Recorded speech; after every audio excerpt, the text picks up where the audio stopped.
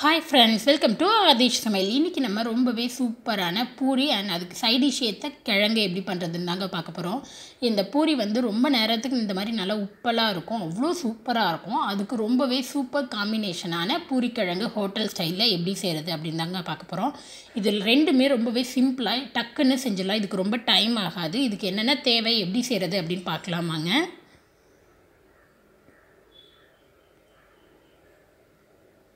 இந்த பூரி செய்யறதுக்கு ஃபர்ஸ்ட் மாவு ரெடி பண்ணிடலாம். அதுக்கு ஒரு பெரிய பவுல் எடுத்துருக்கேன். 2 கப் அளவு கோதுமை மாவு எடுத்துருக்கேன். பெரிய கப்பில் 2 கப் அளவு கோதுமை மாவு எடுத்துருக்கேன். இது வந்து ஒரு 1/4 kg கிட்ட இருக்குங்க. இப்போ இதோட 1 டேபிள் ஸ்பூன் மட்டும் ரவை சேர்த்துக்கலாம். ரவை சேர்க்கும்போது பூரி ரொம்ப நேரத்துக்கு உப்பலாக இருக்கும். ஒரு 2 டேபிள் ஸ்பூன் மைதா சேர்த்துக்கலாம். இது வந்து ஆப்ஷனல் தான். பூரி நல்லா சாஃப்டாக இருக்கும். இதுக்கு தேவையான அளவு உப்பு, 1 டேபிள் ஸ்பூன் எண்ணெய், இது எல்லாத்தையுமே சேர்த்து விட்டு நல்லா மிக்ஸ் பண்ணி விட்டுருங்க. மைதா சேர்க்கணும் அப்படின்றது அவசியமும் கிடையாது. மைதா சேர்க்கும்போது நல்லா சாஃப்டாகவும் இருக்கும்.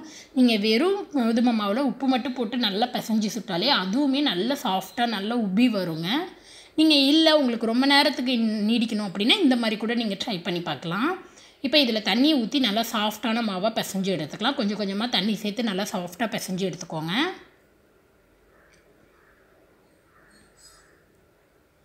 இப்போ பாருங்கள் மாவு நல்லா சாஃப்டாக பிசைஞ்சு எடுத்தாச்சு. இந்த மாதிரி நல்லா பிசைஞ்சிக்கோங்க.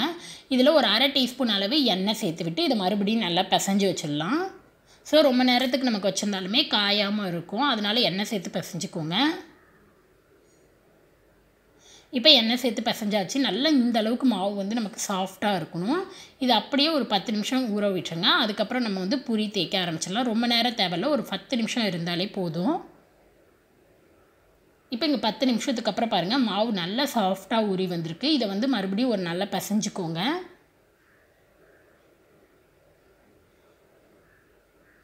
இப்போ நல்லா பிசைஞ்சாச்சு. இதை வந்து குட்டி உருண்டையாக உருட்டிக்கலாம். பூரிக்கு வந்து குட்டியாக இருக்கும்போது தான் நமக்கு தேய்க்கும்போது கரெக்டான ரவுண்டாக அண்ட் குட்டியாக அழகாக இருக்கும். ரொம்ப பெருசாக இருக்கக்கூடாது. இந்த அளவுக்கு உருண்டை உருட்டி எடுத்துக்கோங்க. இங்கே ஒரு பிளேட்டில் நான் கோதுமை மாவு வச்சுருக்கேன். அதில் வந்து நல்லா அழுத்தி விட்டு அப்ளை பண்ணிக்கோங்க. நீங்கள் இதுக்கு பதிலாக ஆயில் கூட அப்ளை பண்ணி தேய்ச்சிக்கலாம், இல்லை மாவு போட்டு கூட தேய்ச்சிக்கலாம். அது உங்களோட விருப்பம்தான். இப்போ சப்பாத்தி கட்டையில் வச்சுட்டு நல்லா தேய்ச்சி எடுத்துக்கலாம். நல்லா மெலிசாக தேய்ச்சி எடுத்துக்கோங்க. ரொம்ப மெலிசாகவும் இருக்கக்கூடாது, ரொம்ப திக்காகவும் கொடுக்கக்கூடாது. மீடியமான ஸ்டேஜில் தேய்ச்சி எடுத்துக்கோங்க. இப்போ பாருங்கள் நல்லா தேய்ச்சாச்சு. இந்த அளவுக்கு தேய்ச்சி எடுத்துக்கோங்க. ரொம்ப மொத்தமாக இருந்துன்னா பூரி உப்பி வரும். பட் கீழே இருக்கிற லேயர் வந்து ரொம்ப திக்னஸாக இருக்கும், நமக்கு திக்காக இருக்கும். அதனால் அந்தளவுக்கு வேண்டாம்.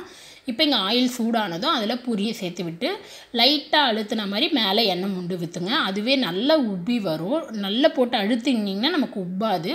ஸோ லைட்டாக ப்ரெஸ் பண்ணிவிட்டு லைட்டாக ஆயில் இந்த மாதிரி மேலே ஊற்றுனீங்கன்னா தானாகவே நல்லா உப்பி வரும். பாருங்கள் நல்லா அவ்வளோ சூப்பராக உப்பி வந்திருக்கு. இதை வந்து பரட்டி போட்டு நல்லா கிறிஸ்பியாக கோல்டன் கலரில் ஃப்ரை பண்ணி எடுத்துடலாம்.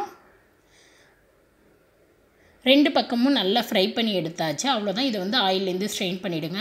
பாருங்கள் பூரி வந்து நமக்கு நல்லா அவ்வளோ சூப்பராக உப்பி வந்திருக்கு. அந்த கலர் எல்லாமே இது வந்து ரொம்ப நேரத்துக்கு இருக்கும். நீங்கள் அதுக்குன்னு ரொம்ப ஒன்று மேலே ஒன்று போட்டோம் அப்படின்னா இந்த பூரி வந்து ரொம்ப அமுங்கிடும் உடனே.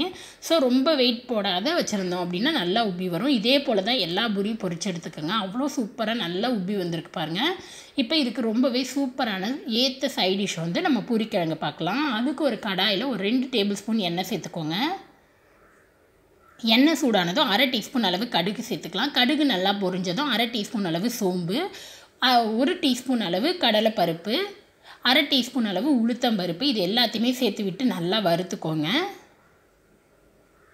இப்போ கடலை எல்லாம் நல்லா வறுப்பட்டது. கொஞ்சம் கருவேப்பிலை, காரத்துக்கு தேவையான அளவு பச்சை மிளகாய், 2 பெரிய வெங்காயத்தை நீல வாக்கில் ஸ்லைஸாக கட் பண்ணியிருக்கேன், அதையும் சேர்த்துக்கோங்க. காரத்துக்கு பச்சை மிளகாய் மட்டும்தான் சேர்ப்போம் நம்ம. நான் வந்து ஒரு 5 பச்சை மிளகாய் சேர்த்துருக்கேன்.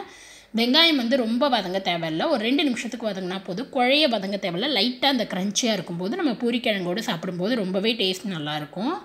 ஸோ ஒரு 2 நிமிஷம் வதக்கி எடுத்துக்கலாம். வெங்காயம் பாருங்கள் இங்கே ஒரு 2 நிமிஷம் நல்லா வதங்கிடுச்சு. இந்த ஸ்டேஜில் நம்ம மஞ்சள் தூள் சேர்த்துக்கலாம். இதுக்கு தக்காளி வந்து நம்ம சேர்க்க மாட்டோம். ஒரு 1/4 டீஸ்பூன் மஞ்சள் தூள், தேவையான அளவு உப்பு எல்லாத்தையுமே சேர்த்து விட்டு நல்லா மிக்ஸ் பண்ணி விட்டுருங்க. இந்த ஸ்டேஜில் நான் 3 உருளைக்கிழங்கு, அதாவது 3 பெரிய சைஸ் உருளைக்கிழங்கை வேக வச்சு தோல் உரித்து இந்த மாதிரி நல்லா பொடியாக கையிலேயே வந்து மேஷ் பண்ணி எடுத்துருக்கேன். அங்கங்கே கொஞ்சம் கெட்டி கெட்டியாக இருக்கிற மாதிரி பார்த்துக்கோங்க. இந்த உருளைக்கிழங்கை சேர்த்து விட்டு நல்லா மிக்ஸ் பண்ணி விட்டுருங்க. இந்த பூரிக்கிழங்குக்கு உருளைக்கிழங்கு நிறைய இருக்கும்போது நமக்கு சாப்பிடும்போது டேஸ்ட் நல்லாயிருக்கும். இல்லை நீங்கள் கம்மியாக கூட சேர்த்துக்கணுன்னா இன்னும் ஒரு கிழங்கு கம்மி பண்ணி கூட நீங்கள் சேர்த்துக்கலாம். இது வந்து ஒரு 4லேருந்து 5 பேர்கிட்ட சாப்பிட்லாம். இதில் ஒரு 1/2 லிட்டர் அளவு தண்ணி சேர்த்துக்கோங்க. சேர்த்து விட்டு நல்லா மிக்ஸ் பண்ணி விட்டுருங்க. கிழங்கு சேர்த்து ரொம்ப நேரம் மிக்ஸ் பண்ணால் போதும். ரொம்ப நேரம் வதங்கணும்னு அவசியம் கிடையாது. தண்ணி சேர்த்து விட்டு உப்பு காரெல்லாம் செக் பண்ணிவிட்டு இது வந்து ஒரு கொதி வரட்டும். அதுக்குள்ளே கடலை மாவு மிக்ஸ் ரெடி பண்ணிடலாம். ஒரு பவுலில் 1.5 டேபிள் ஸ்பூன் கடலை மாவை 1/4 கிளாஸ் தண்ணி சேர்த்து இது கட்டி எதுவுமே இல்லாத நல்லா கரைச்சி எடுத்துக்கோங்க. இதுதான் வந்து நம்ம திக்னஸ்க்காக சேர்க்க போகிறோம். இந்த கடலை மாவு சேர்க்கும்போது தான் நமக்கு டேஸ்ட்டே வந்து டிஃப்ரெண்ட் ஆகும். கடையில் இருக்கிற மாதிரி நல்ல டேஸ்ட்டாக இருக்கும். இப்போ நல்லா கட்டி இல்லாத மிக்ஸ் பண்ணியாச்சு. இங்கே உருளைக்கிழங்கு மிக்ஸும் நல்லா கொதித்து வந்துருச்சு. இந்த ஸ்டேஜில் நம்ம மிக்ஸ் பண்ணி எடுத்து வச்சிருந்தா கடலை மாவு மிக்ஸை சேர்த்துக்கிறோம். அப்படியே இதை சேர்த்துட்டு அடுப்பை நல்லா ஸ்லோவில் வச்சுட்டு நல்லா மிக்ஸ் பண்ணி விட்டுருங்க. இதை சேர்த்த உடனே கிழங்கு வந்து நல்லா கட்டிப்படும். இந்த தண்ணியாக இருந்தது எல்லாமே நல்லா கட்டியாகி வரும். ஸோ இது ரொம்ப நேரம் கொதிக்க தேவையில்லைங்க. ஒரு 1லேருந்து 2 நிமிஷம் கொதித்தாலே போதும். இது வந்து டக்குன்னு செஞ்சிடலாம். அவ்வளோதான். இப்போ பாருங்கள் நல்லா கொதி வந்து ஆஃப் பண்ணிடலாம். இந்த ஸ்டேஜில் நீங்கள் கொத்தமல்லி சேர்த்துக்கிறதா இருந்தால் ஃபைனலாக பொடியாக நறுக்குனா கொத்தமல்லி சேர்த்துக்கலாம். பாருங்கள் நல்லா கரெக்டான கன்சிஸ்டன்சியில் இந்த திக்னஸ் இருந்தால் போதும். அவ்வளோதான் நம்மளோட ரொம்பவே டேஸ்ட்டான பூரி கிழங்கு ரெடி ஆகிடுச்சு. பூரி ப்ளஸ் கிழங்கு இது ரெண்டுமே அவ்வளோ சூப்பராக இருக்கும். டக்குன்னு செஞ்சிடலாம். அந்த பூரி மாவு ஊறுறதுக்குள்ளேயே நீங்கள் கிழங்கு வேக வச்சு வச்சுருந்தீங்கன்னா டக்குன்னே செஞ்சிடலாம். பூரியுமே நல்லா அவ்வளோ உப்பி நல்லா அவ்வளோ சாஃப்டாக இருக்கும். கண்டிப்பாக இந்த பூரி கிழங்கை நீங்களும் ட்ரை பண்ணி பாருங்கள். உங்களுக்கு இந்த வீடியோ பிடிச்சிருந்துச்சுன்னா மறக்காத நம்ம சேனலை சப்ஸ்கிரைப் பண்ணிக்கோங்க. நெக்ஸ்ட்டு ஒரு நல்ல ரெசிபியில் உங்களை பார்க்குறது வரைக்கும் பாய்.